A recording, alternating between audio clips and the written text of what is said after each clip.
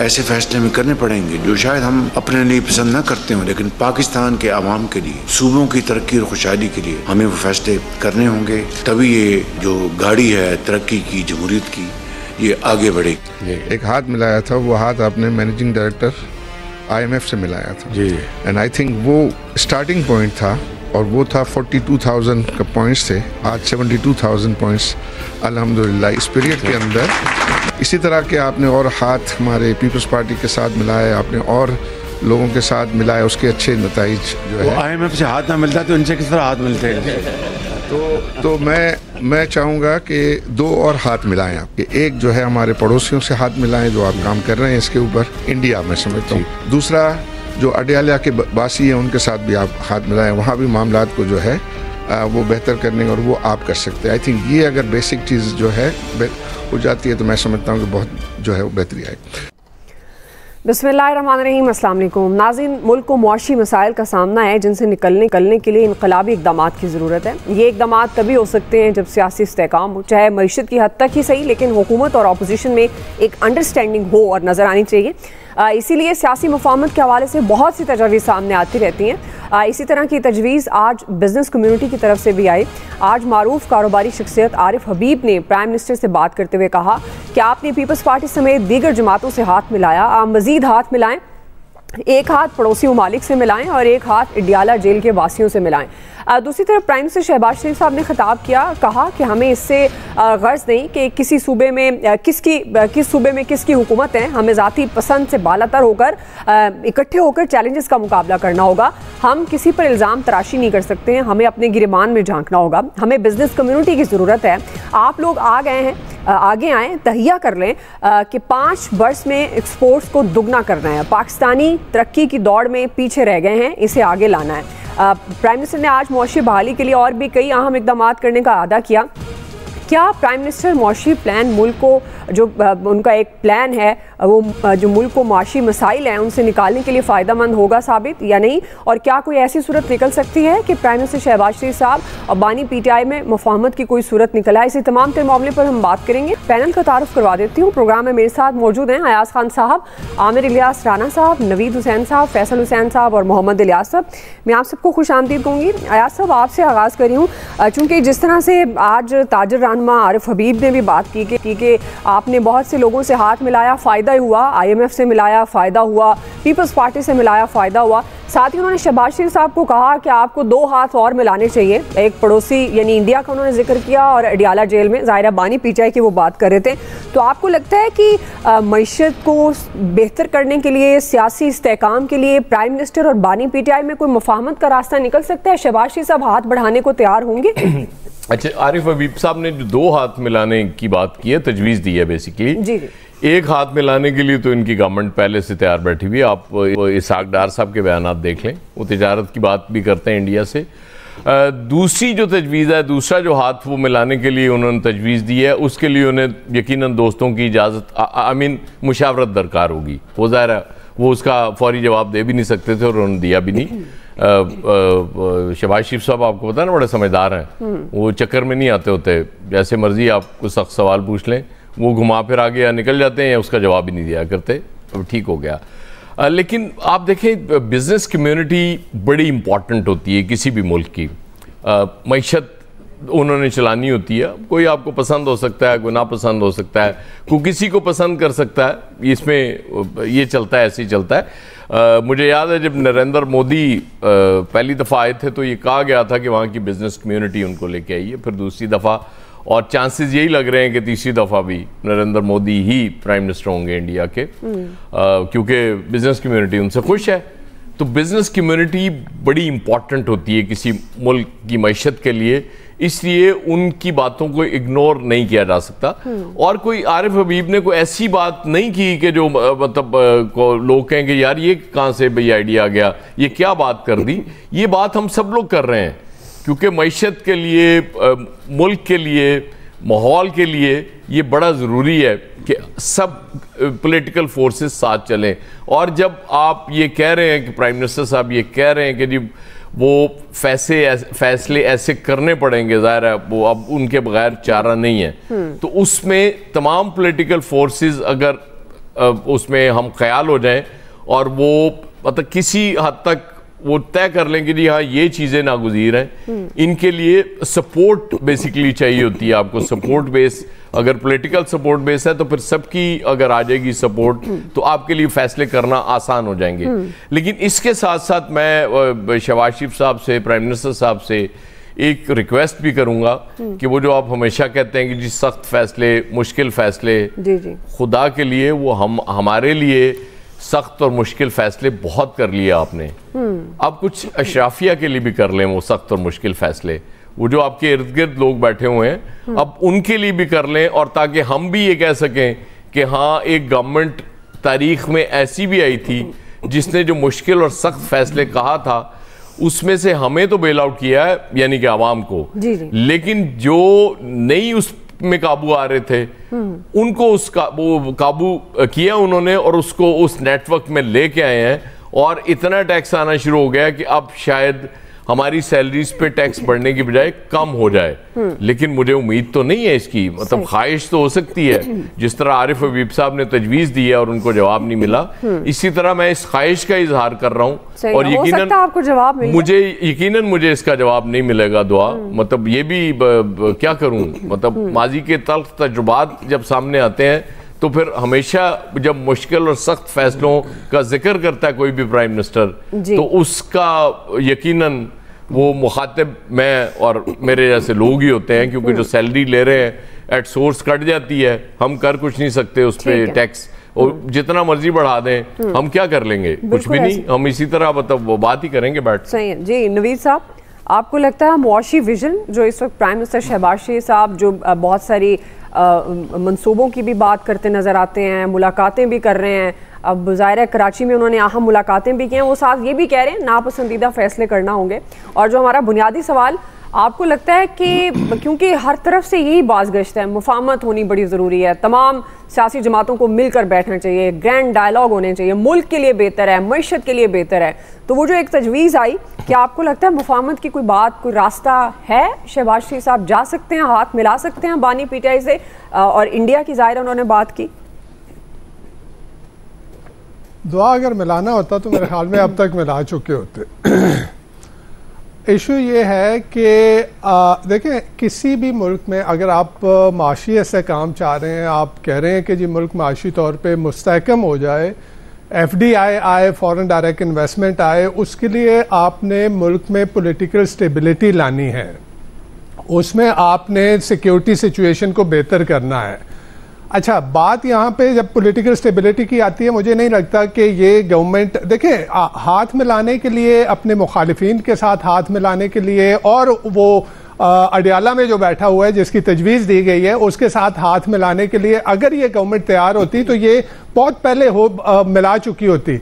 लेकिन मुझे लगता ये है कि शायद ये गवर्नमेंट अगर तैयार भी है तो इसको कोई मिलाने नहीं दे रहा हाथ, कि जो अडियाला वाला है उसको तो आपने सिस्टम से आउट करना है, आपने माहौल कंड्यूसिव बनाना होता है, आपने इस तरह का माहौल बनाना है कि जहां पे मुफाहमत की बात की जा सके। आप तो देखें, इलेक्शन, प्री इलेक्शन से लेके पोस्ट इलेक्शन, उसके बाद इलेक्शन चले, जिस किस्म का भी इलेक्शन हो गया, उसके बाद जो कुछ आपने रिजर्व सीटों के ऊपर पीटीआई के साथ किया, क्या ये मुफाहमत की बात है? क्या इस तरह से आप कंड्यूसिव कर रहे हैं माहौल को कि जी उसमें पीटीआई से बातचीत हो सकती है? अच्छा, वो भी रिजर्व सीटों के ऊपर भी बात छोड़ें, उसके बाद अभी जो बाय इलेक्शन हुए, इन बाय इलेक्शन में देखें ये बहुत ही खतरनाक है। आप ये देखें कि इन बाय इलेक्शन में जो टर्न आउट रहा वोटर्स का, वो क्या रहा। लाहौर में कुछ कॉन्स्टिट्यूएंसीज के ऊपर 14 और 19% का टर्न आउट रहता है। ये बहुत खतरनाक बात है। खतरनाक इन द सेंस कि वो लोग, वो नौजवान जो कि जमहूरियत के से अपनी उम्मीदें वाबस्ता कर चुके हैं कि जी इन जमहूरियत के जरिए हम मुल्क में एक तब्दीली ला सकते हैं, आप उनको अब उनकी उम्मीदों पे पानी फेर रहे हैं। आप जो है ये बता रहे हैं कि जी जमहूरी तरीके से यहाँ पे तब्दीली नहीं आ सकती, और आप इन अ वे जो है वो इंसेंटिवाइज कर रहे हैं वायलेंस को, कि जी अगर आपके पास बंदूक है आप तशद्दुद कर सकते हैं, आप हल्ला गुल्ला कर सकते हैं, तो आपसे बात होगी। जैसे कि पिछली पीटीआई की गवर्नमेंट में तहरीक लब्बैक के साथ हुई थी। तो चीज ये है कि आपको माहौल कंड्यूसिव बनाना है अगर आप ये चाहते हैं कि सबको, और यही वे फॉरवर्ड है। अगर आप ये कहते हैं कि जी जो माशी सूरत हाल है इस माशी सूरत हाल को बेहतर करना है, सारी सियासी जमातों को बिठा के इस तरह से नहीं होगा। और फिर अगेन जैसे पहले भी हम कह चुके हैं कि सबसे ज्यादा पॉपुलर वोट लेने वाली पार्टी को आपने साइडलाइन किया हुआ है, उसको बिल्कुल जो है उसको कोई रास्ता नहीं दे रहे, उसको कोई रूम नहीं दे रहे। आप ये कह रहे हैं कि मुफाहमत हो, लेकिन मुफाहमत हमारी टर्म्स एंड कंडीशन पे हो।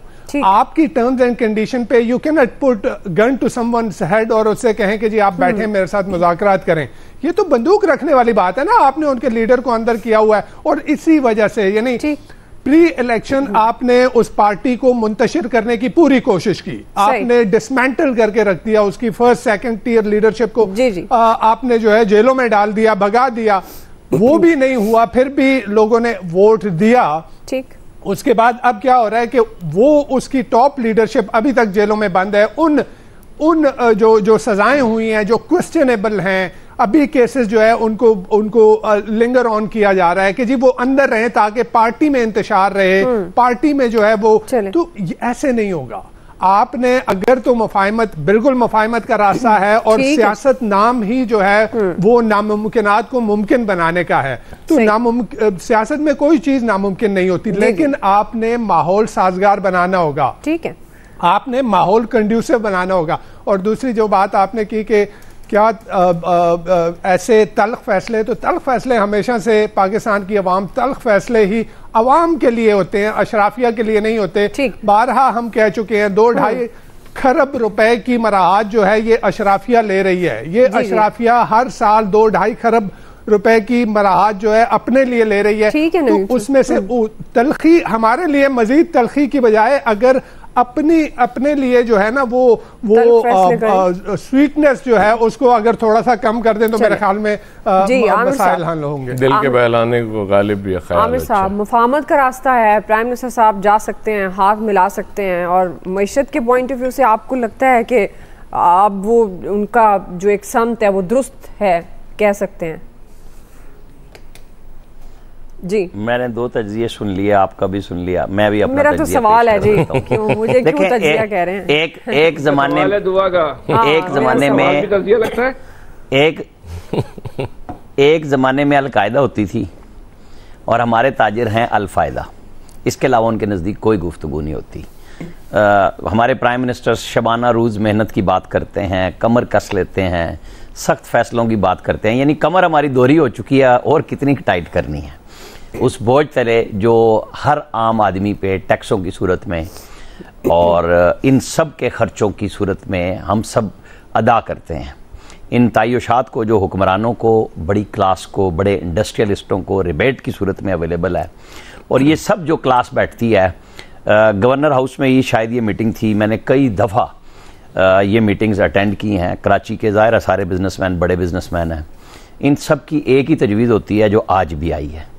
आरिफ हबीब नाम हटा लेंगे तो कोई दूसरा AKD को खड़ा कर लेंगे, आप कोई उनको हटा लेंगे तो कोई तीसरा खड़ा हो जाएगा। ये सारे एक ही कुनबा है, आपस में कारोबारी रकाबतें हैं, लेकिन इस मामले पे इकट्ठे हैं कि ये जो हमने मुतालबा करना है बदले में अलफायदा होना चाहिए। ज़ाहिरा ताजिर, इंडस्ट्रियलिस्ट, कारोबारी लोग इसी काम के लिए आते हैं और यही कुछ कर रहे होते हैं। अच्छी बात है, करें, ये कमाते भी हैं और बनाते भी हैं, लेकिन ये जो डॉलर बाहर ले जाते हैं ना, वहाँ से मसला शुरू होता है और उसके ऊपर ये गुफ्तगू नहीं करते।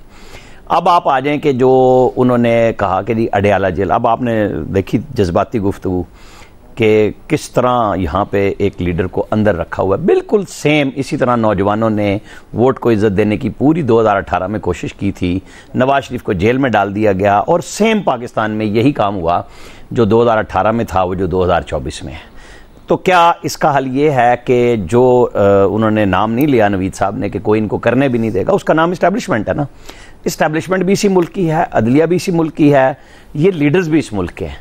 तो बैठना चाहिए सबको। हम यही बात कहेंगे ना, क्यों ना बैठे भाई।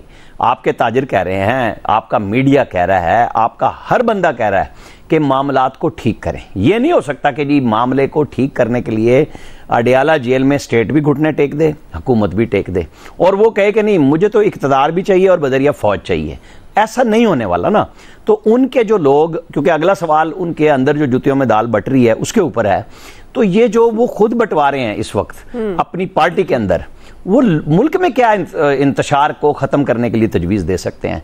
जब उनको शहबाज शरीफ और जरदारी ऑफर करते थे तो वो कहते थे ये चोर और डाकू हैं, सारे चोर डाकू उनके साथ बैठे हुए थे जिनको वो माजी में कहते थे।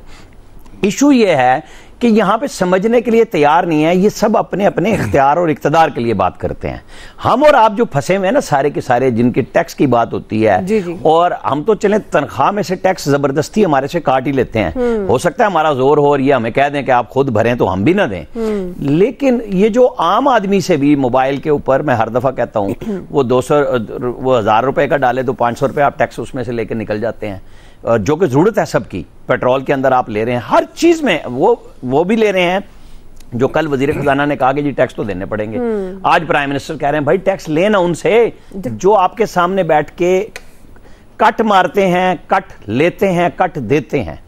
इशू ये है कि आप उन बड़ों को, वो आज भी कह रहे थे कि जी आपको सुपर टैक्स से कितने पैसे मिले, यही आरिफ हबीब साहब, मतलब जो मुनाफे के बाद टैक्स है उस पर भी तकलीफ है भाई, जो खालिस्तान आपका मुनाफा है और वो एक खास हद के बाद है फिर टैक्स है, क्योंकि उसके ऊपर आप इनडायरेक्ट नहीं जा सकते। यहाँ पे ये मसाइल हैं, ठीक है, ये बातें खुल के होनी चाहिए। यहाँ पे जो मसाइल हैं उनके लिए आम आदमी को पार्लियामेंट में लेके आए। आप और हम किसी की हमायत में और किसी की मुखालफत में जज्बाती गुफ्तगू बहुत अच्छी कर सकते हैं, शायद हम जीतने भी किसी को ना दें, लेकिन इशू ये है कि अगर आप चाहते हैं नेक नियति के साथ कि जी मामला हल करना है तो पार्लियामेंट से बेस्ट फोरम नहीं है। आप कह दें कि जी ये मुंतखब नहीं है, तो पिछली भी मुंतखब नहीं थी, सारे चुनतखब भी आते रहे ना यहाँ पे, सिलेक्टेड का उर्दू तर्जमा आप कर लें, इसके अलावा हट के फिर जब सारे ही इस तरह ही आते हैं तो फिर बैठ के कर लें और मामलात को कर लें, वरना तो ये तकरीरें हैं जो हम सुनते आ रहे हैं। फैसल साहब ये फिर महज बातें हैं, हम भी आप भी तकरीर करें। फैसल साहब आपको क्या लगता है,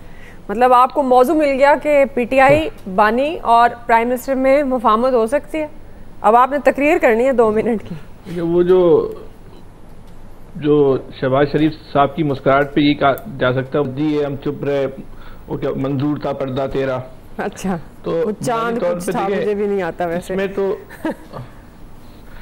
तो हाँ देखिए मसला ये है कि जो ताजिर है ना, ताजिर, अब इस बात को आमिर साहब का एक मौक़िफ़ है, उनका अपना मौक़िफ़ रखने का हक है, लेकिन ताजिरों ने जो बात की है ना, देखिए उसमें उनकी ज़ात का मफाद तो अपनी जगह होगा, इसमें तो कोई डिबेट और बहस नहीं है, लेकिन ये तो एक हकीकत है ना कि मुल्की तरक्की के लिए तिजारत नागुज़ीर है, इस पर तो आप डिबेट नहीं कर सकते।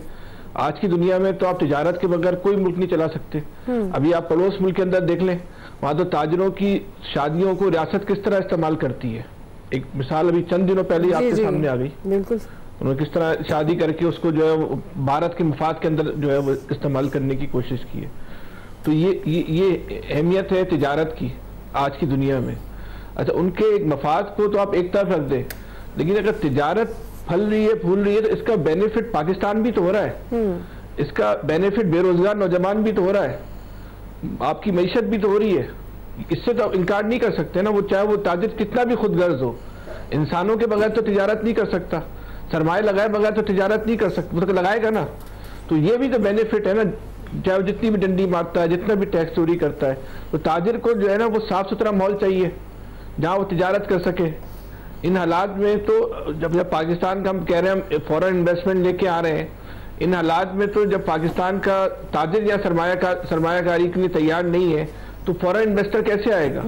आज यही बात शहबाज शरीफ साहब ने की है कि मैं जो सऊदी अरब के सफ़े अव्वल के ताजिरों को बुलाऊंगा और आपके सामने जो है ना 1 to 1 बिठा के B2B की बुनियाद पे बात करूंगा कि आप लोग खुद तय करो किस तरह तिजारत करनी है। यही हम बात करते हैं भाई, यही मसले का हुकूमत कभी भी इन्वेस्टर नहीं ला सकती, ये तयशुदा बात है। इन्वेस्टर पाकिस्तान में आएगा तो पाकिस्तान का ताजिर कारोबारी आदमी ही पाकिस्तान में गैर मुल्की इन्वेस्टर ला सकता है। दुनिया में ऐसी कोई मिसाल नहीं है कि हुकूमत जो है वो किसी इन्वेस्टर को राग़िब करे, हुकूमत मौक़े फराम करती है। बिल्कुल, यही ताजिरों ने आज बात की कि मौक़े फराम करने के लिए कौन सी चीजें नागुज़ीर हैं।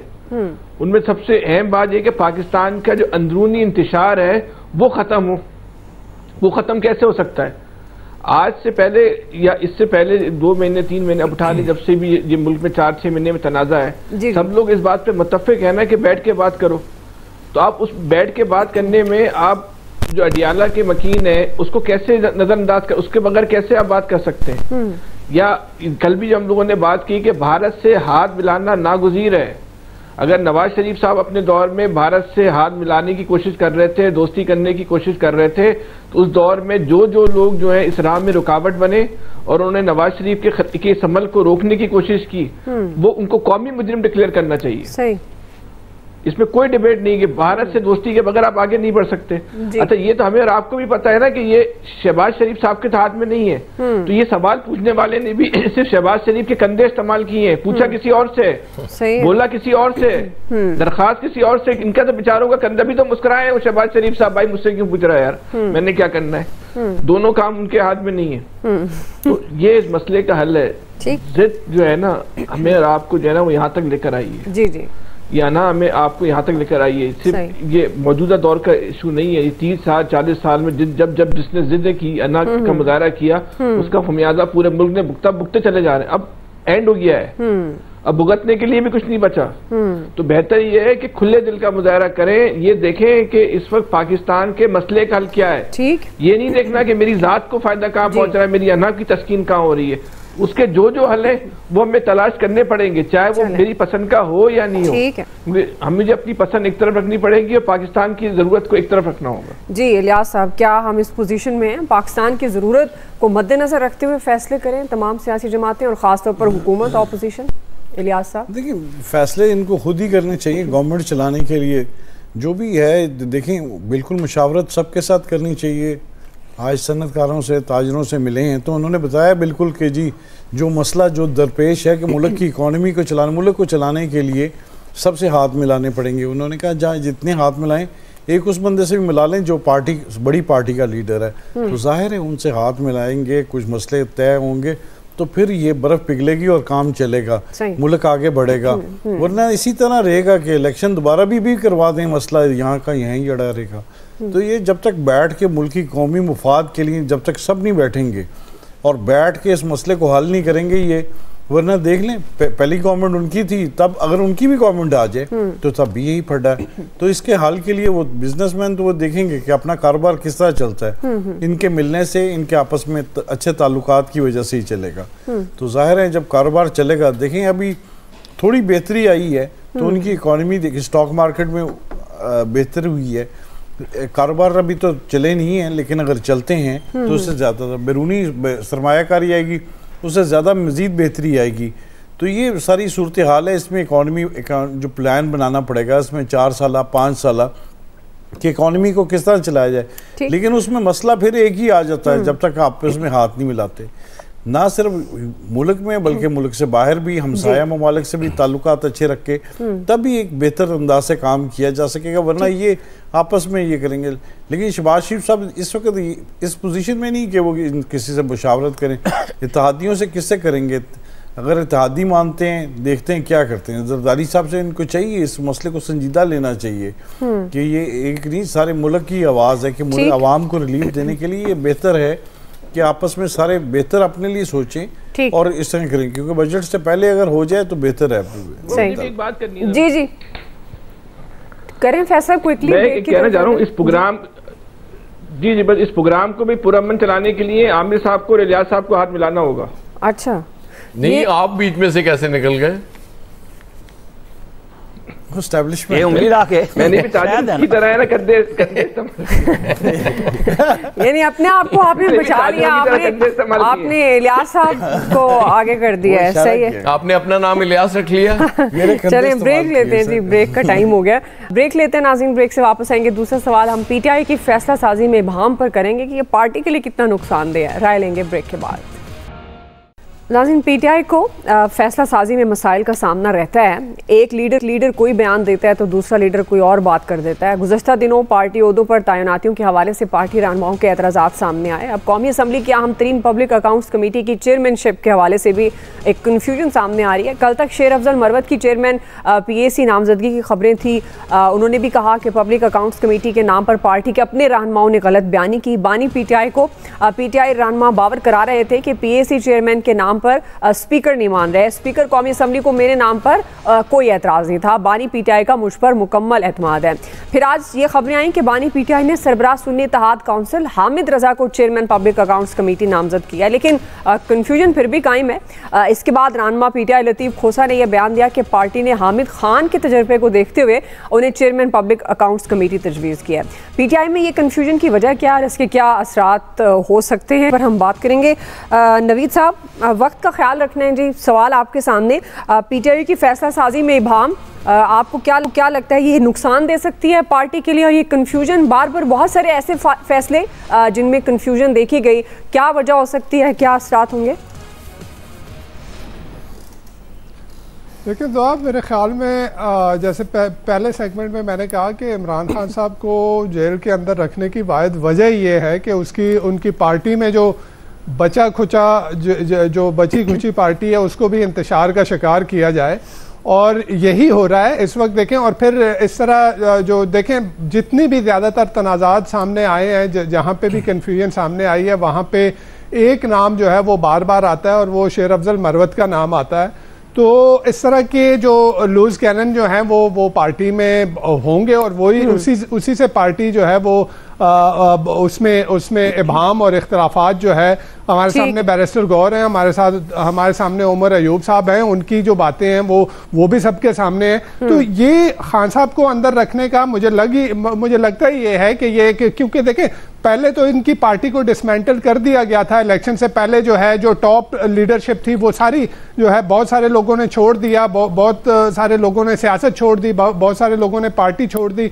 जो बचे कुचे थे उनको जेलों के अंदर डाला हुआ है, और ये एक नए लोग सामने आए। उस वक्त भी ये कहा जा रहा था कि जी ये कैसे इलेक्शन लड़ेंगे, और हम भी यही कह रहे थे कि कैसे इलेक्शन लड़ेंगे, लेकिन उन्होंने सब जो है वो हमारे सारे तज्जियों को डिफाई करते हुए उन्होंने जो है इलेक्शन लड़ा और इलेक्शन जीत भी लिया। शायद उनके पास प्लान B नहीं था, शायद उनको खुद भी अंदाजा नहीं था कि वो वो इलेक्शन जीत लेंगे, वो इतना जो है वो इतनी सीटें ले पाएंगे, और उसके लिए उनके पास कोई प्लान B नहीं था। और वही वजह जो है सामने नजर आ रही है कि अब जो है वो फैसलों के ऊपर मुख्तलिफ जो है वो जो डिफरेंसेस जो है वो सामने आते हैं। सही जी। आमिर साहब, दूसरी बात ये कही जाती है, क्विकली नवीद साहब जी, दूसरी बात क्या?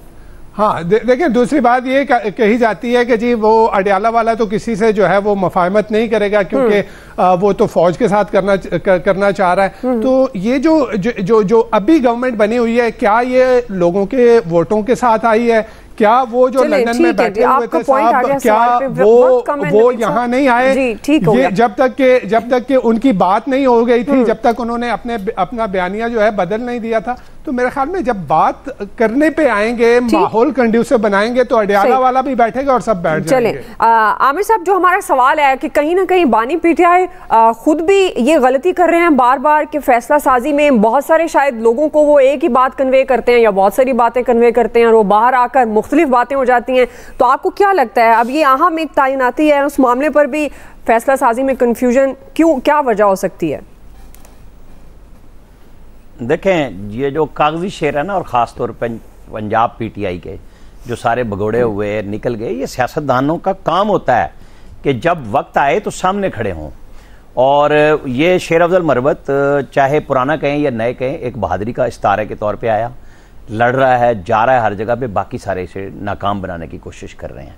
और ये बात भी ठीक करते हैं अपनी पार्टी के हिसाब से, उसको आप ट्विस्ट करें, कुछ भी करें, जाहिर है कि एक खौफनाक बन गया ये PTI के अंदर उन लोगों के लिए जो बोने साबित हुए, और उनके सामने ये अकड़ के खड़ा होता है, बात करता है, लोग डरते हैं इससे। तो जब ये नाम आता है तो जाहिर है इनकी पार्टी के अंदर से साजिश हुई है ना, और ये कल भी इन्होंने बयान दिया था कि मुझे मेरे लोग हटा रहे हैं। आज उन्होंने वजाहत भी कर दी कि किस तरह खान साहब को जाके स्पीकर के नाम पे झूठ बोला गया और फलां किया गया, और हामिद रजा जो इनकी पार्टी के ज़ाहिर है जो जिसने अपनी पार्टी इनके हवाले किया उसको बना रहे हैं कि चेयरमैन। तो ये लड़ाई इनकी अपनी है, लेकिन ये जो साजगार माहौल हम चाह रहे हैं ना, कंड्यूसिव माहौल, क्या ये सिर्फ जेल के बाहर ही मिलता है? क्या खान साहब यही काम बतौर प्राइम मिनिस्टर नहीं करते थे, जिसको हमारे यहाँ कहा जाता था यू टर्न तो बहुत अच्छा होता है? वो खान साहब खुद करते हैं ये हरकतें, ये कोई ऐसी काम नहीं है। उन्होंने स्पीकर केपी का नाम दिया था ना, असद कैसर के भाई का बदल दिया। उन्होंने नाम दिया था तैमूर झगड़ा का नाम वजीर खजाना के लिए, नाम बदल दिया। भाई जब लीडरशिप यही काम करेगी, वो ये पीएम हाउस में भी बैठ के यही करते थे, इसको ये कह दिया उसको वो कह दिया, कि यही मुराद सईद, फैसल वावडा, ये जो कैबिनेट में गुफ्तगू स्टार्ट करते थे लोगों को समझ आ जाती थी आज लाइन ये वाली है। तो खान साहब अडियाला में बैठ के मुख्तलिफ लोगों को मुख्तलिफ लाइन देती हैं और एंजॉय करते हैं उस बात से कि जी ठीक है, ताकि ये सब मेरी तरफ ही रागिब रहें, इधर उधर मत जाएं। ठीक है आयाज साहब। देखिए तो अब ये इमरान खान साहब का प्रॉब्लम है, ये इसमें कोई शुबे वाली बात नहीं है कि वो बहुत दफ़ा हमने देखा उन्होंने अपने फैसलों में तब्दीलियाँ की हैं। मतलब शेर अफजल मरवत मुसलसल हम नाम सुन रहे थे चेयरमैन पीएसी, और फिर आज जो हामिद रजा साहब का नाम आ गया, कहीं हामिद खान का नाम भी चला लतीफ़ खोसा साहब के हवाले से कि जी वो शायद बात वही कि जिस गवर्नमेंट नहीं मान रही थी इस पर, और जब उनसे कहा गया होगा जाके तो उन्होंने कहा होगा कोई इशू नहीं। वो अगर कोई जाके कह देता कि शबीर अच्छा आदमी है उसको बना दें, उन्होंने उसको बना देना था। इसलिए फ़र्क नहीं पड़ता है, ये खान साहब को प्रॉब्लम है। लेकिन इसके साथ इससे भी इनकार नहीं किया जा सकता कि एक लीडर जेल के अंदर बैठा हुआ है और उसको बाहर का नहीं पता बहुत ज़्यादा कि क्या चल रहा है, किस तरह से हो रहा है। उसको जो बताया जाता है वो उसके मुताबिक वो फैसला कर लेता है। अब कोई ऐसा काबिल एतमाद बंदा उसके पास नहीं है जो बाहर बैठ के सारी चीज़ें मॉनिटर करके उसको बता रहा हो। मतलब नवाज शरीफ साहब जेल में थे तो शहबाज शरीफ साहब बाहर थे, वो जाहिर है उनको बताते होंगे नहीं पाइडन है गल इंजनी एंजॉय सी, तो वो बड़ा आसान हो जाता है उनके। उस वक्त तो लोग कहते थे कि वो लाइन दूसरी ले लेते हैं, वो तो असल बात ही नहीं बताते। वो तो लाइन कहते थे नून से शीन लाइन तो कमा भी गए ना राणा साहब लाइन तो ना करो ना यार, वही लाइन तो कमाई है उन्होंने, और की कमाया। मैं आपको कह रहा हूँ ना, ये यूं ना कहें लीडर होता है, फैसले उसे नहीं करने। लेकिन नहीं स्टिल वो मतलब फर्क पड़ता है, क्यों नहीं पड़ता? लोग जब पार्टी के बहुत ज्यादा काबिल एतमाद आपके जो लोग लीडर के होते हैं उनकी लीडर मानता है। इवन बहुत से लोग बेगम की मानते हैं, पूरी सल्तनतें बेगमों ने चलाई हैं। ये क्या बात कर रहे हैं? अभी आपने बताया कि शबीर नाम भी कोई लिस्ट। हाँ क्यों नहीं, आपको अगरचे एतराज होगा लेकिन मेरे लिए तो हो सकता नहीं। इस पे मुझे एतराज है बहुत सौ पे, तुझे भी कर जाना है। सही है जी। ब्रेक के बाद यही सवाल फैसल साहब इलियास साहब का टेक लेते हैं, हमारे साथ रहिएगा। नाज़रीन हम बात कर रहे हैं पीटीआई की फैसला साजी में इबाम पार्टी के लिए कितना नुकसानदेह हो सकता है। फैसल साहब आपको क्या लगता है ये कन्फ्यूजन क्यों पाई जाती है? बानी पीटीआई पाकिस्तान तहरीक इंसाफ बतौर सियासी जमात के अंदर जो भी फैसले होते हैं, मीडिया में कन्फ्यूजन ज़्यादा है। तहरीक इंसाफ एक हमेशा से कंफ्यूज पार्टी रही है, तो उसको इस कंफ्यूजन से कभी उसको फ़र्क नहीं पड़ता, और इस वक्त तो बिल्कुल भी जो है उसको जो है ना ये फ़र्क नहीं पड़ रहा। तो इनमें आपस में क्या इख्तलाफ हो रहे हैं, क्या लड़ाई झगड़े हो रहे हैं, कोई मामूली नौयत का भी जो है ना देखिए फ़र्क क्या होता है। फ़र्क वो होता है जो पार्टी आपकी जो है नुकसान पहुँच रहा हो, पार्टी की जो है अवामी मकबूलियत जो है वो उसमें कमी पेशी आ रही हो। ये दोनों काम जो है इस कन्फ्यूजन से या तनाव से आपस के इख्तलाफात से जो है वो हो नहीं रहे। अच्छा हुकूमत में तो शामिल है नहीं कि हुकूमती कारकर्दगी का कोई इशू हो, तो ऐसा फ़र्क नहीं है जो पार्टी को जो है कोई उस पर असर अंगेज हो। बाकी इमरान खान साहब को तो जो लोग जितना जानते हैं उनकी तो ये एंजॉयमेंट का लेवल है, वो तो इस चीज़ को बहुत जो है वो एंजॉय करते होंगे।